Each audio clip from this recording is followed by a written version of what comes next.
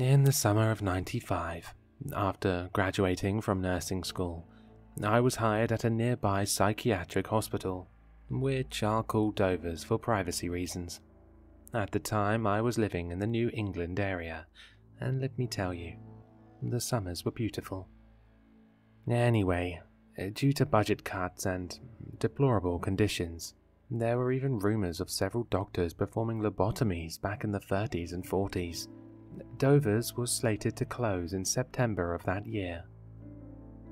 At the time of my hiring, though, most of the 500 patients living at Dover's were either released or relocated to other hospitals, leaving only about 100 patients behind, with 17 staff members, including 3 doctors and 4 nurses, including myself.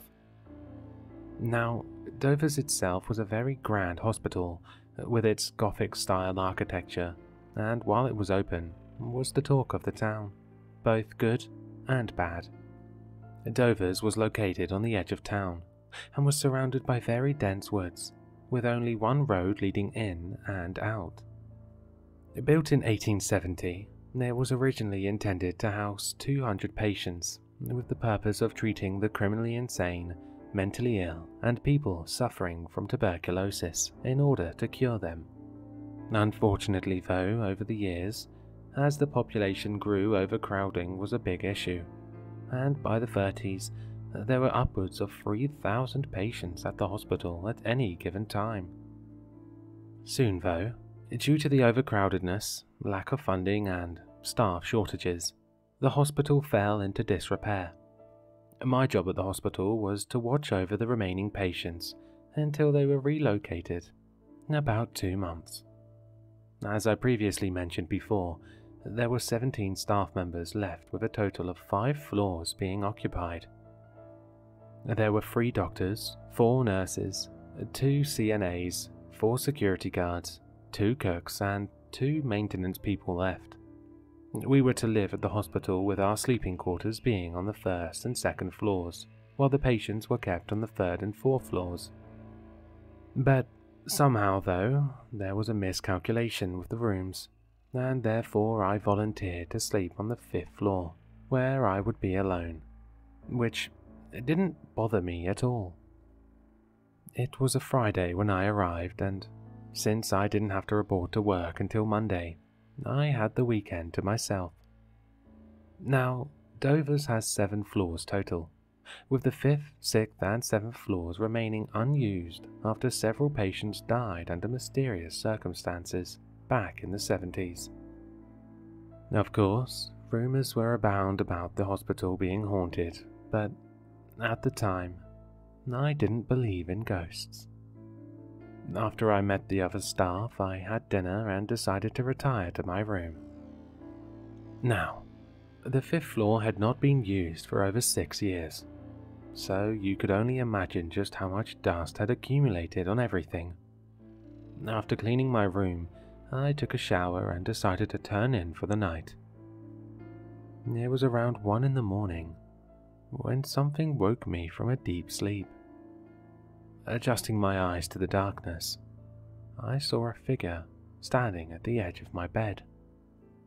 It appeared to be a woman wearing one of those old-fashioned nurses' uniforms.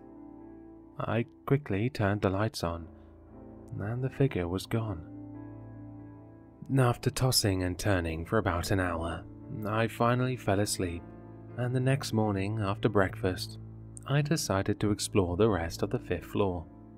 Using a flashlight, I wandered the halls, peering into each room as I walked by, until I reached the now abandoned nurses' station. It was as if time stood still. There was a long-forgotten coffee mug with coffee stains still sitting on the counter, and all along the wall were old pictures of who I assumed were the nurses that used to work here. I studied the pictures well, as I was curious about the previous staff that worked here. There was a picture that was taken during the Christmas of 1978, and I actually recognized Sue, not her real name, one of the nurses in the picture. I continued to explore the 5th floor until I began to feel sleepy, That night, as I lay in bed, I could hear the faint sound of a woman crying.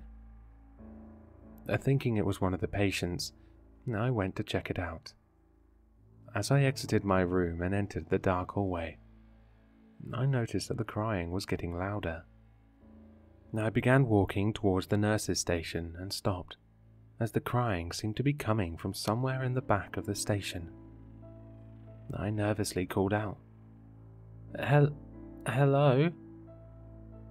But of course got no answer. That's when I spotted it. A door I didn't notice earlier. I slowly walked over to the door and opened it, and noticed how dark it was inside this room. Using my flashlight, I scanned the room, and for a second there, I thought I saw a figure hunched over in the corner. The crying abruptly stopped. Anyway, using my flashlight, I began to explore the office. And that's when I spotted the picture of Dr. Ryan, also not his real name. Dr. Ryan was one of the 3 doctors who remained behind at Dover's. I had questions. It was the next day when I talked to Sue and asked her if any of the nurses died here, and she said, as a matter of fact, a nurse that used to work here went missing about 17 years ago. It was rumored that she was having an affair with one of the doctors and that she was also pregnant with his baby. Do you know who the doctor was she was having an affair with? No, I don't. I had a feeling who it was, though. The remaining months were without incident. That was until the last week before the hospital was to close. The morning started out normal. It was my day off, and I decided to go down and get some breakfast. As I was about to enter the elevator to go down to the first floor, it began to malfunction. Then, from behind me, I heard a blood-curdling wail, almost like someone in pain, sending shivers down my spine. I stood there in utter shock, unable to move. Somehow, though, I built up enough courage to turn around, and that's when I saw the ghost of the nurse gliding toward me. Unable to move, she approached me and, within a blink of an eye, placed her hand, which was somehow solid, on my shoulder. Horrible images flashed before my eyes as I saw her being murdered, then her killer hiding her body somewhere on the 5th floor. I saw who killed her. About an hour later, the hospital was bustling with police and forensic experts. I even saw them escorting Dr. Ryan out of the hospital, in handcuffs. They found Donna's remains behind the walls inside Dr. Ryan's old office. See, 17 years ago, Dr. Ryan, who was married, was having an affair with a nurse from the hospital, who are called Donna. Several months into the affair, Donna found out she was pregnant and threatened to tell Mrs. Ryan if he didn't divorce her. Scared his wife would leave him, he killed Donna in a fit of rage. After Dr. Ryan's arrest, I showed Sue the picture of Donna, which I found at the nurse's station, and she confirmed what I already knew, that she was the nurse that went missing back in 1978. It was a few days after Dr. Ryan's arrest that the hospital closed its doors for the last time. As I exited the hospital door, I felt a great sense of sadness, so I glanced up at the 5th floor one last time, and standing there at the window was Donna. I waved at her and she smiled at me and then vanished. At that moment I felt a sense of calm. I often think back to that time in '95 and wonder if Donna finally found peace in the afterlife.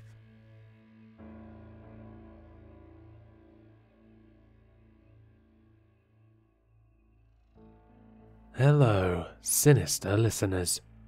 If you've enjoyed this story, then you'll find all the author's information in the description below. For more content, be sure to like, comment, and subscribe to succumb to the sinister.